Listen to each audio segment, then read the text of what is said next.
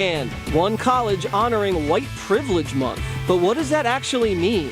So you're not white? I am Italian. I'm American.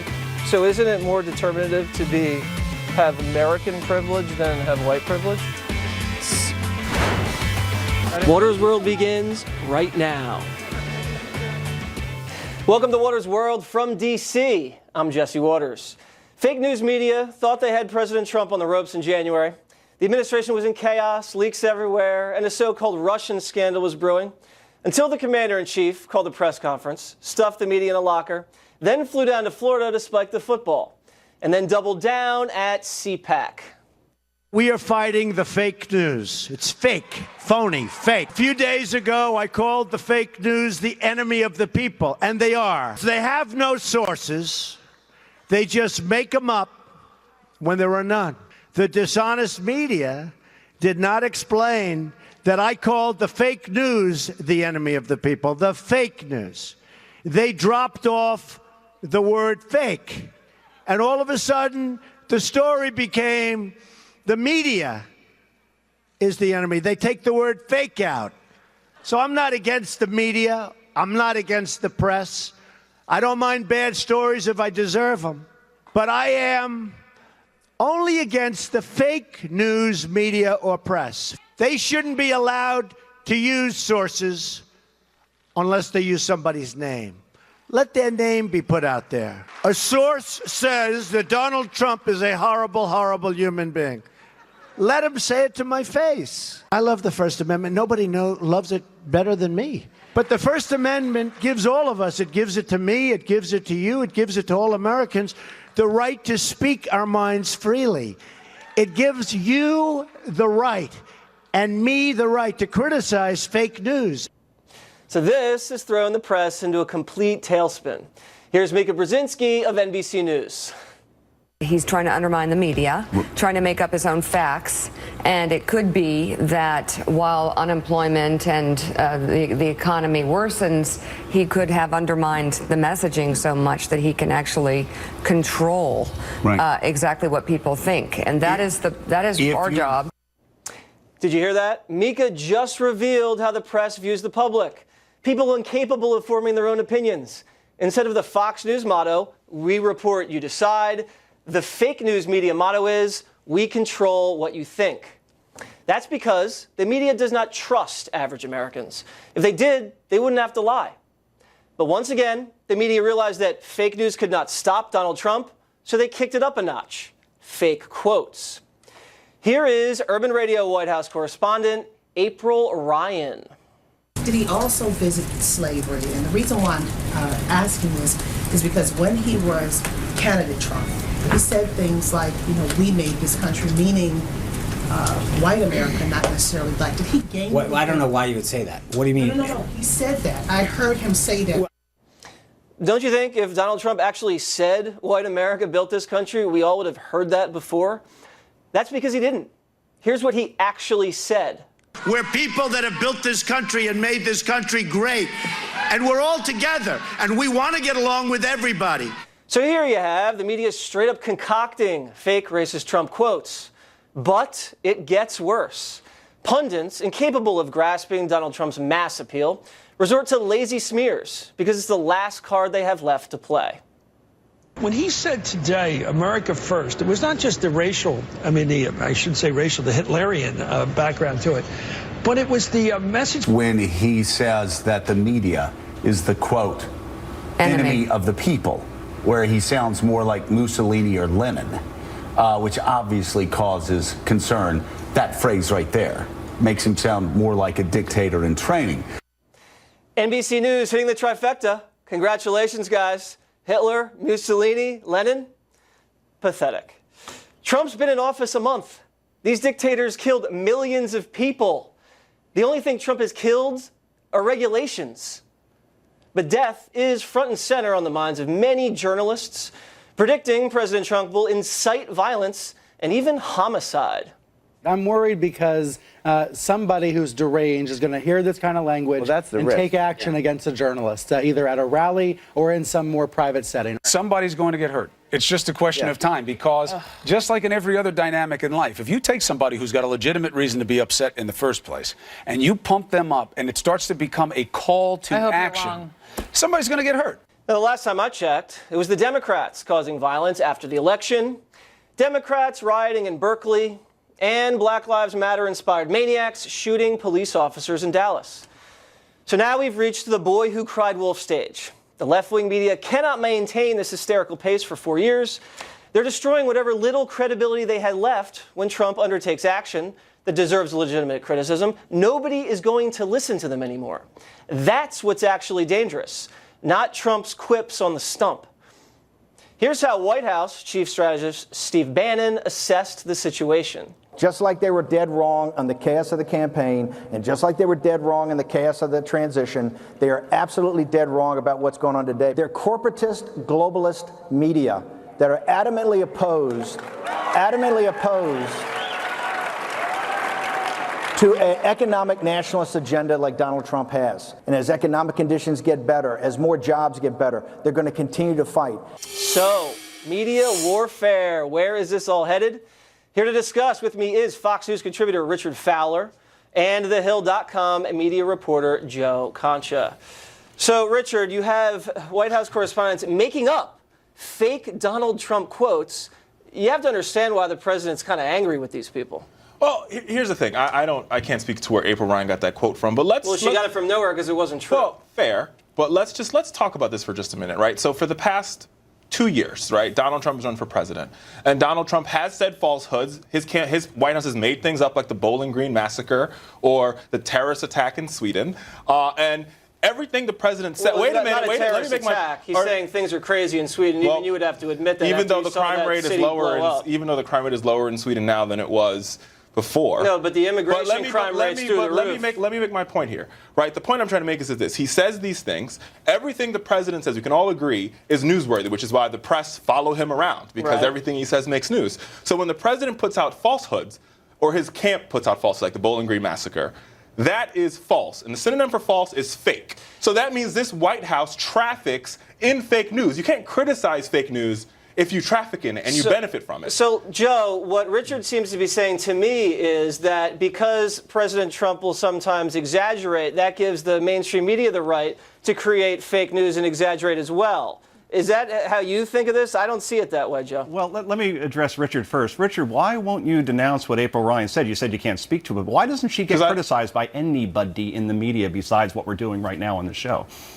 I mean, like I said, I don't know where she got the quote from. I would she didn't say get it from anywhere. and I think she should source the quote. But with that being said, wait a minute. So the quote doesn't exist. But wait a minute. This is less to do with April Ryan and more to do with what the president said at CPAC this week. This week, the president said at CPAC that these people need to release their names. People that are leaking information should release their names. This president has tweeted information that was leaked, and he said sources are saying, or people are saying, but journalists a lot of times, and Joe can agree with me on this point, depend upon confidential sources to reveal information. Richard, that's a pivot. I want to get back to Ryan for a second. Listen, Richard said what he had to say, then go ahead, Joe. Okay, great, thank you.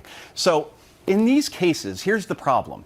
April Ryan is wrong. She cannot produce a quote. She will not apologize. She will not retract. Her publication will not reprimand her in any capacity. And these mistakes will keep happening over and over again unless there is accountability and unless the media as a whole says, April Ryan, you're representing us poorly. You're allowing Donald Trump to use a broad brush to say everything is fake because of mistakes like that. Or earlier in the week when the Associated Press said that the president was going to deploy 100,000 National Guard troops to round up illegal aliens. When it wasn't sourced, it was completely wrong. Right. When this keeps happening, it gives the president the excuse to use that brush and say fake news all over the place because we as a media are not calling out these people, whether it be Associated Press or April Ryan in these situations, for getting it wrong. Right. And let me ask you this, because it's not just creating fake quotes. It's some of the commentary, and we played some of it at the top, Richard.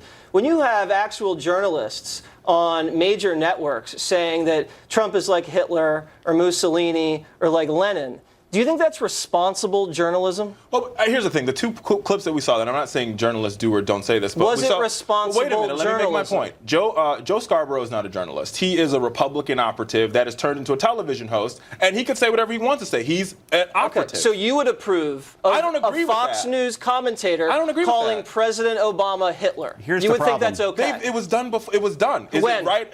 The point is that What? people No, say wait a things- second, Richard. You No, said wait a it was minute. done. Wait a minute. You said it was People- done. the What point I'm Fox trying to make- News commentator the point called I'm trying Obama to Hitler? make is this. Well, you can't name It is the job of us pundits, I am a pundit, to make opinions, right? We come on, we say our opinion. If I never said I never said that President Trump was Mussolini or Hitler or Stalin. I didn't say any of that. Right. But I think pundits can say Listen, that. this They're is given the liberty to do that. It's a marketplace of ideas, and if you say crazy stuff, you can't really stay on the air. I'll give you the last word, Joe. All right, Richard. There were 5 examples after the inauguration speech of journalists, reporters, including Terry Moran of ABC News, who referred to the president in Hitlerian terms, who called it dark, who went personal. And when you keep using, he said American carnage in his speech. No, this is what last word means. American death. That's what he said in his speech, Joe, just to be clear. No, he said American carnage. If you want the Carnage is exact. death. Look it up in the dictionary. Right, well, it's death. American death. So That's that what gives it means. whoa. So that gives a reporter a right to call him Hitler? Why would the president of the United States say that? Because it's not true. He was talking about carnage like in Chicago, where there's over 2,000 the crime killings. rate is actually lower now than it's ever been. Wait a second, Richard. There was like whoa. 7 people shot in Chicago the other day. Give me a overall, break. I'm not saying No. Chicago's not Richard, a bad situation. the I'm saying rate is up in overall, Chicago. You know the what? crime rate in the United States is down. Richard, Violent crime Richard, is down. here's the Violent point. crime Here's is the up point. on That's not 30 true. major cities But across it's down this country. across the country. Not in Guys. the major cities across that's- the country, but we got to go, Here's Richard. the- Thank you here's very the much. point. Here's Joe, the we got to point. go. All right, buddy. Up next,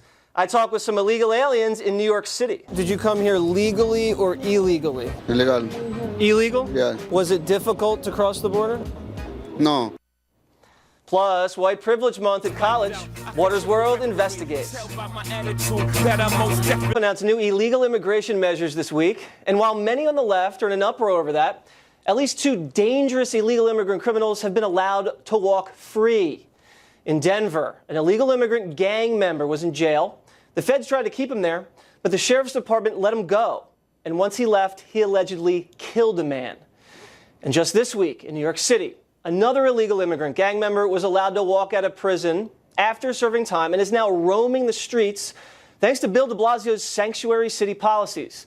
The man's actually an admitted member of the notorious MS-13 gang. And now we don't even know where he is. And he's not the only one. An incredible 1.2 million illegal immigrants live in New York City, more than any other place in the country. So Waters World traveled to the Bronx to talk to some illegal immigrants. Where are you from? Mexico.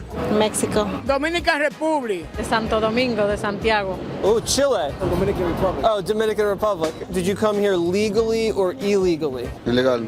Illegal? Yeah. Ilegal. Legal. Todos somos ilegal, pero yo soy legal, yo soy residente. Are you trying to become legal?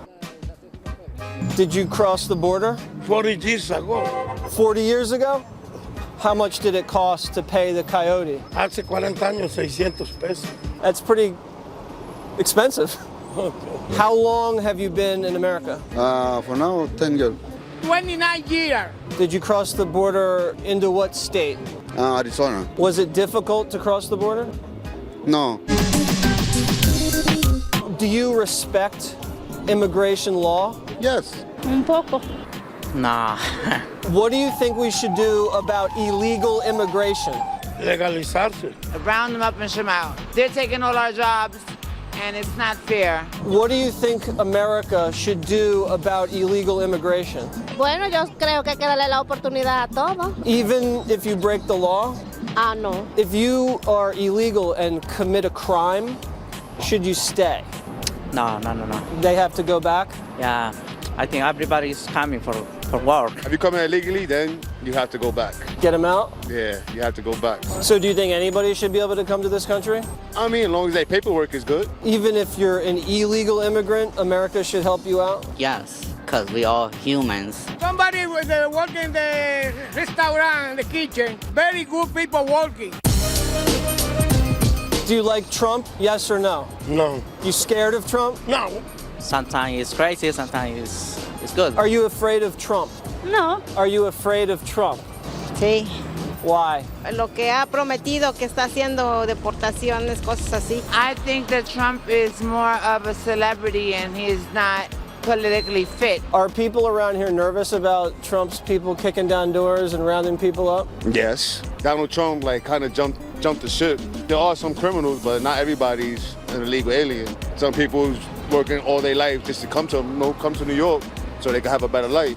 And I don't feel he should be able to judge who could come in and who can't. Do you like Bill de Blasio, the mayor?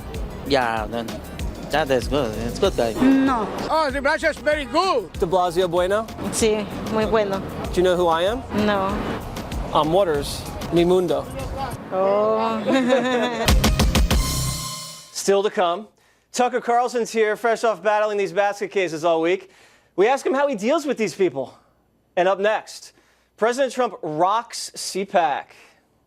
It's time to stand up for America, to stand up for the American worker, and to stand up for the American flag. It was all eyes on CPAC Friday morning as President Trump spoke to a standing room only crowd at the annual conservative conference. There's never been anything like this. There's been some movements, but there's never been anything like this. There's been some movements that petered out, like Bernie, petered out. But it was a little rigged against him, superdelegate. The core conviction of our movement is that we are a nation that put and will put its own citizens first. We're building the wall. In fact, it's going to start soon. Way ahead of schedule. And remember, we are getting the bad ones out. These are bad dudes. We're getting the bad ones out. And I said it from day one. Basically, all I've done is keep my promise. I also attended CPAC this week, and while I was there, got some FaceTime with some of President Trump's inner circle. So, tell me the truth. Has the conservative movement and Donald Trump buried the hatchet? Oh, look, I think conservatives at CPAC are energized and excited. I mean, we've got the opportunity to actually accomplish what we've been talking about for years.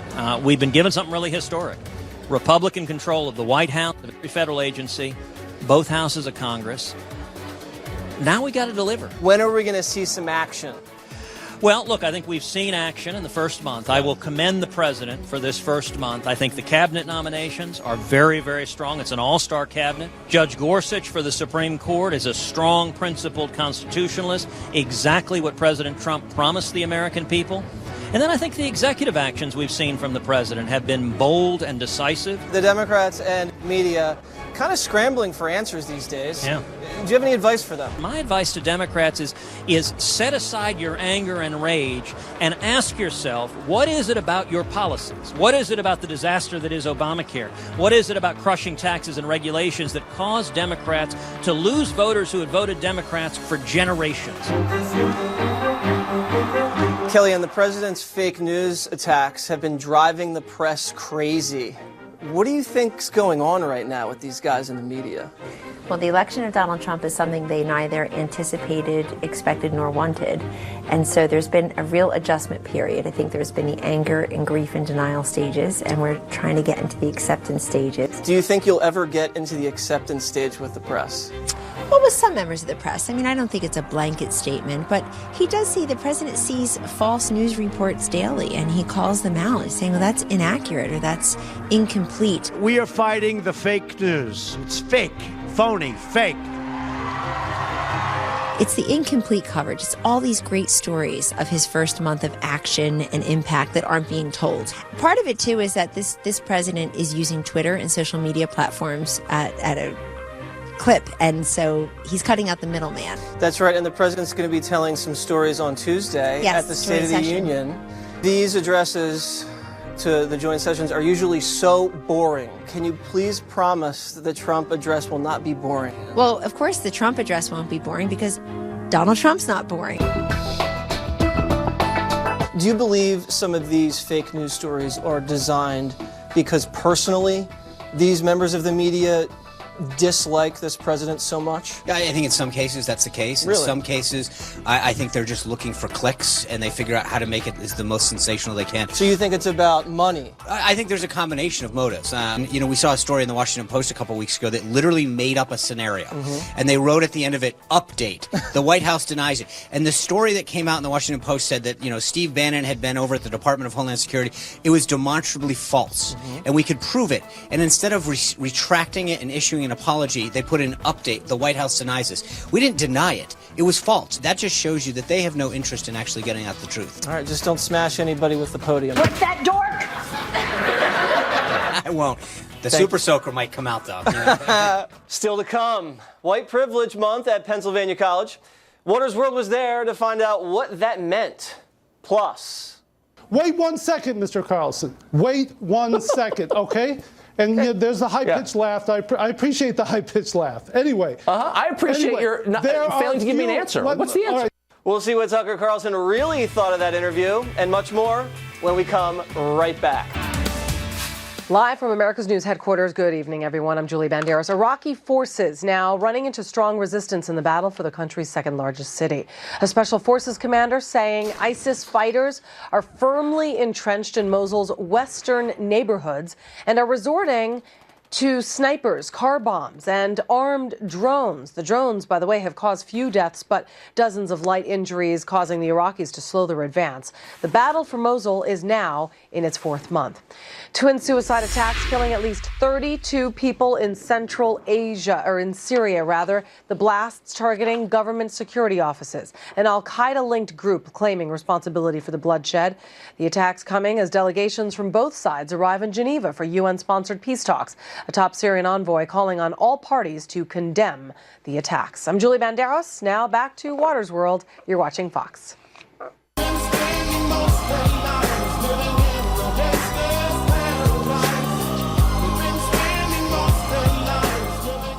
We are 5 weeks into President Trump's administration, and still his critics cannot seem to accept the outcome of the election. They're always protesting and venting their anger on social media. So many TV networks, including our own, have given them the opportunity to speak their minds, like this protester who appeared on Tucker Carlson Tonight this week. Actually, it would have taken millions and millions to rise up to stop Hitler. It absolutely would have. But what do you And it's what people should have done. Okay, may I ask you a real question? It is shameful for you to dismiss this. But hold on, I know it's shameful. But let me ask you this. It's funny to you. This is your question. So the 62 No, because I know you love to carry water for this criminal, this war criminal wannabe in chief. Tucker seems to attract all kind of kooks, kind of like myself. And the man is here to tell us how he processes these people. So, Tucker, it seems like if you want to call Trump Hitler, you go on your show. That's where you go to call Trump Hitler. Well, I want to understand what's going on. I mean, the Trump is Hitler conversations are not that fruitful because there's nothing, it's just a primal scream. Yeah. But I want to know why people are so agitated by Trump. I understand people would disagree with some of his views, and that's legitimate, obviously. I disagree with some of his views. But why the gut reaction of hysteria to this guy? Is it real? Is it a political tactic? And I want to get to the bottom of it. That woman did not help me get any closer. I don't think she did. Because when they say Trump is Hitler, do they have anything to back that up? Or do they just say Hitler and think they made their point? I think what they're really saying when they say Trump is Hitler, they're not saying just that he's evil, but they're saying I'm virtuous. This is a way in a post-Christian society for people to proclaim that they are good people. It used to be we'd say, I serve the poor, I go to church. I believe in Jesus. I'm going to heaven when I die. Right. But now people say instead, you're evil, you're a racist, and I'm a good person. Right. I'm not Hitler. That's the argument. I'm not Hitler. Now we also have one of our dear, dear friends, Eric Wemple from the Washington Post, going up against Tucker Carlson. Here you go. Was it? Because here's the last line, wait, and I'm quoting. Wait 1 second, Mr. Carlson. Wait 1 second, okay? And there's a high-pitched laugh. I appreciate the high-pitched laugh. Anyway. I appreciate your failing to give me an answer. What's the answer? All right, there are few, if any, news organizations that allow their in-house media reporter to do as much coverage of their own shop as Fred Hyatt and Marty Baron allow me to do. And I'll cite you a few examples. Then you just declined to do it? So a guy with hair like that should not be criticizing anybody for having a high-pitched laugh. What was that even all about? His newspaper routinely attacks others for being in the pocket of the Kremlin, puppets of Vladimir Putin, and yet they routinely and have for years run a propaganda section paid for and written by the Russian government. And that guy is supposed to be the media critic, has never even noted it. And so, look, if you're going to be the fearless critic of American media, you ought to be willing to turn the lens on your own employer. But he's not. He sucks up to the people who pay his check every week and attacks everybody else from his moral perch. And I just thought I would ask him about it. He couldn't answer a single question. No, it was not a high-pitched laugh or not. It was not impressive. He's a kind of a creepy guy. He always kind of like sidles up to me at places. And then he's like, "Oh, Jesse Waters," and I'm like, "Dude, get out of here, man." It's just like you're boring. What kind of parties do you go to where Eric Wemple is present? It's actually CPAC. Okay, so there's that. Also, we have Falarka. This crazy protester, she's a teacher. She organized these anti-Milo protesters. You went head-to-head with her. Let's see what happened there. If there was a student in your class who started espousing what you believe is fascism, and you said you need to leave, you need to be quiet, you need to leave, and he didn't leave, would you hit him as you hit that protester? Would you beat him up? No, of course not. But that's not what we're talking about here. We're talking about people who, you know what? In Sacramento, there were fascists who had knives tied at the ends of sticks, and they stabbed people, including Not the man that you hit. Well, wait, first of all, do you believe there was like people with sticks with knives at the end of them poking people? Do you believe that was actually true? Here's what I know for a fact, so we had the video of it and played it. Yeah. She went up to an unarmed man who she disagreed with and started punching him. This little woman? Yeah, so she's a fierce one. Punch him in the face? I gotta say, she wasn't tall enough to hit him in the face, but she kept it. But look, the point is, there's an authoritarian strain on the left. I think it's useful to speak to people like this because it illustrates it. They don't believe in free speech. They think that violence is a solution to political differences. And we ought to highlight this so at least the average person knows this is happening in this country, and it's not going to wind up in a good place at all. When you hear someone say, "I'm okay with violence," and they come on their show and they espouse that, do you know what they're going to say that beforehand? Or are you just kind of winging it and I can't believe what these people are telling me? Because the look on your face during most of these interviews is priceless. It's like this shocked look of disbelief, like you can't understand what's actually coming out of their mouth. I'm 47 years old. I didn't grow up in a country like this. I grew up in a country where people disagreed with each other, sometimes passionately, but they always acknowledged the other person's right to say what he thought. Right. And they always said, look, violence is a whole separate thing. Politics is a way to solve differences without violence. Things have changed so much, so fast on the left that I am bewildered by it. You are bewildered? I am. It looks like you're bewildered. You're definitely showing that emotion. Also, graduate student and writer at NYU went at you for some sort of riot they had against a conservative in Manhattan. Let's look at this. So if I were to go to a rally and people said, I'm just pulling this out of thin air, pigs in a blanket fry like bacon, about police officers advocating the killing of cops. I mean, you would say that's unacceptable. That should not be allowed. Is that what you're saying? I'm saying if student group wants to have a discussion about police brutality or racism. If they were to use that phrase, pigs in a blanket, fry like bacon. I'm not interested in the phrase. I'm not going to debate you over this phrase should be allowed or not. Because you have no principles. That's why. Because all the things you've been saying for the last 11 minutes are totally untrue. Tucker, that was so mean to say that he had no principles. You were a mean person. Well, he was just going on about how some guy he disagrees with, Gavin McInnes, who's actually a very smart guy and a good guy, is a fascist and a danger to our society, and his words inspire violence. Really? So I said the obvious point, which is you have people in the street advocating for killing of cops. What do you make of that? Right. And because he has no principles, he couldn't respond. And by the way, he's a student. How old can you be and be a student? And he wasn't even the student racket is a good one. I know. This is why people stay in school for so long. Tucker, thank you very much. Jesse Waters, ladies and gentlemen. Good luck next week with these kooks. Thank you. Next, the Republican Party finally united under President Trump. I get the answers from some of the leading conservatives at CPAC. And next, I quiz students at one school where white privilege has become a hot topic on campus. Do you believe white privilege exists in this country? Yeah. Then how did Obama become president? You other Slim Shadys are just imitating, so won't the real Slim Shady please stand up? Please stand up. Please stand up. Paper, pencils, and privilege? That's right. Democratic student leaders at Elizabethtown College in Pennsylvania have asked their peers and professors to wear white puzzle pins to bring attention to white privilege. We wondered if their campaign would just cause more division among the races instead of bringing people together. So Waters World traveled to central Pennsylvania to see what it was all about. Why are you wearing a white privilege button? Because I'm acknowledging that I have white privilege. Because my skin tone is white. You look a little flushed, though, not completely white. Yeah, because I'm embarrassed to be talking to Fox News. What is white privilege? I don't know if I'm qualified to answer that question. You're white. White Privilege Month here at school. How do you guys feel about that? Nobody really cares. Yeah. White privilege is a myth. White Privilege Month. Don't you guys think you're taking away from Black History Month? That's an interesting question. I don't feel like I would be turned down from a job or anything like that because of my skin color. I'd turn you down for your hair. It's blue!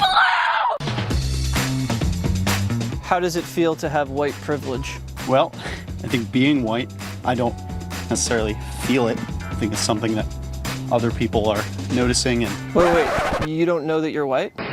You mean I'm not white? oh yeah, no, I know I'm white. Maybe they might look at me, and maybe if I dress a certain way, it might look like I'm a thug or something. Oh, because you have a hoodie. A hoodie or something. Here, wait. Yeah. There you go. Yeah, I might look like a bad guy or. If you could change your race, would you do that? No, because then that would change who I am fundamentally. So you like your white privilege? That's a good one. That's a double-sided one. Do you believe white privilege exists in this country? Yeah. Then how'd Obama become president? It is easier in America to be white, but I do not believe in white privilege. Is it easier to be white on the dance floor?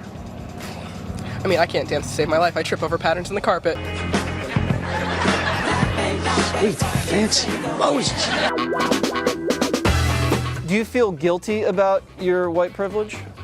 Sometimes, but it's just a part of me. I wouldn't change the fact that I'm white. Race is a social construct. So you're not white? I am Italian. I'm American. So isn't it more determinative to have American privilege than have white privilege? Okay, I'm gonna stop now. All right, we were doing so well, I thought. Joining me now with his take on all this is Deputy Editor of The Daily Caller, as well as the author of the brand new book, No Campus for White Men, Scott Greer.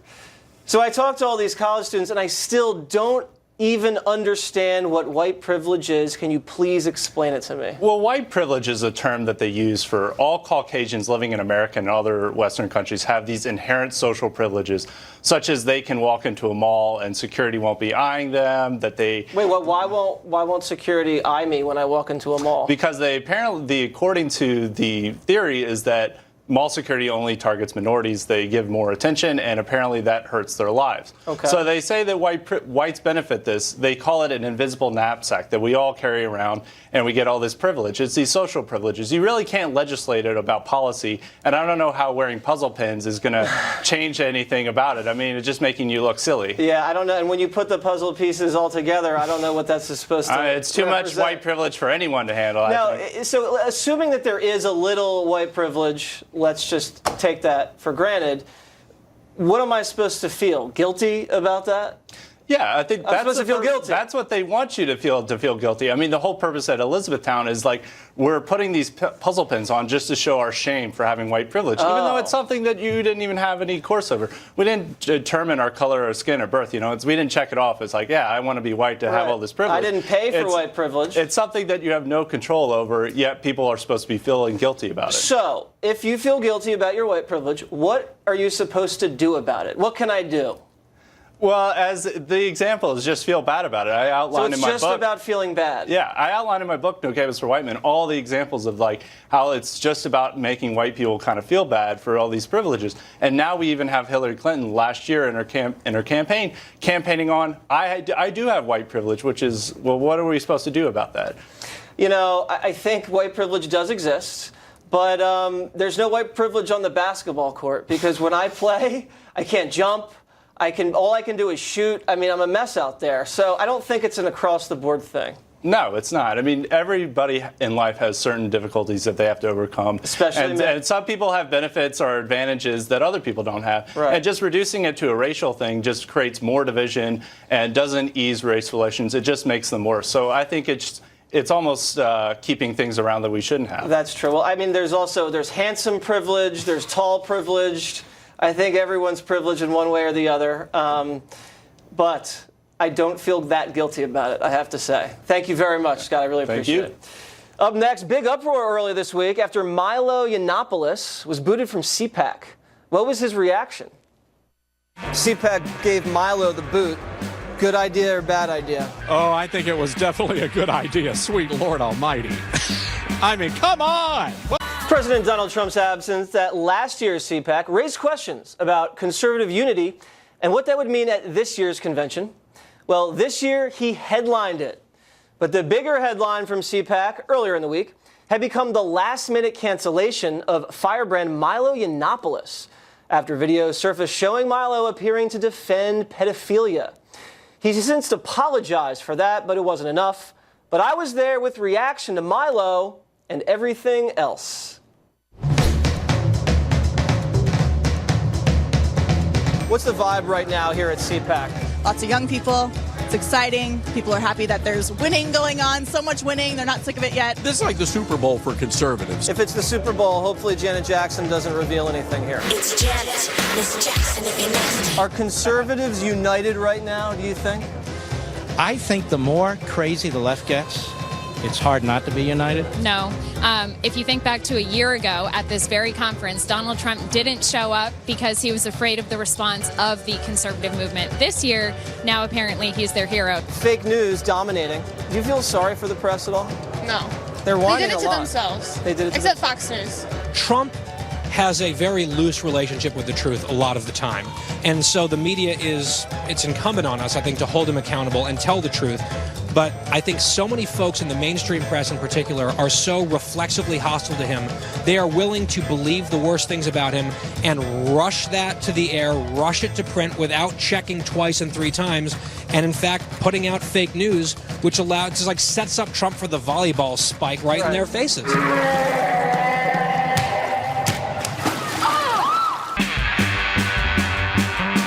CPAC gave Milo the boot. Good idea or bad idea? Oh, I think it was definitely a good idea. Sweet Lord Almighty. I mean, come on! What were you thinking? He messed up in a big way. You know, he said he's a wild man, and I love him, but when you're a wild man, you do go off the deep end. Do you like wild men? Yes. In politics? Yes.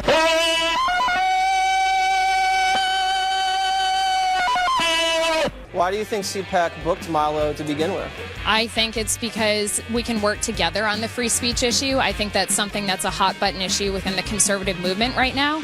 But should he have ever been headlining a conservative event? I don't think so. Can Milo recover from this week? Yes or no? It depends on what you mean by recover. Do I think eventually someone's going to publish his book? Yeah. Do I think it'll sell a good number of copies? Probably. The idea that he's going to be back in sort of the mainstream bloodstream of conservatism anytime soon, I am more dubious of that. Always remember one thing. I'm Waters, and this is my world. It sure is. Thank you. Stay tuned. Viewer tweets of the week when we come right back. It's like a melody in my head that I can't keep out. Got me singing like na na na na every day. It's like my iPod stuck on replay. It's time to hear from the people. Today, Matt Jelinski writes, Waters World is one of the greatest things to ever exist. Can't argue with that. James Elder says, you are the most stupidest person. You need to be a toll collector on the Parkway. And you need a grammar lesson. Jeb and Corey tweet, Jesse, Corey and I can't decide if you're funny and smart or if the morons you interview just make you look like you are. I think it is a little bit of both. And CP says, I thoroughly enjoy your show, but as a warmer weather approaches, can you chill with the popping of your collars? I just can't support it. Actually, I cannot chill with that. And as a matter of fact, viewer warning, I'm going to be at the Daytona 500 this weekend and the O'Reilly Factor on Monday night. Waters World's collar will be popped. So be sure to send me your thoughts on the show. Your comments may end up on our air. You can reach me on Facebook, Instagram, and Twitter. And before we go, I just want to let you know that we have a very big interview in store for you for next week's show. Trust me, you do not want to miss it. Huge. And with that, show's over. Justice with Judge Jeanine is up next. And always remember, Waters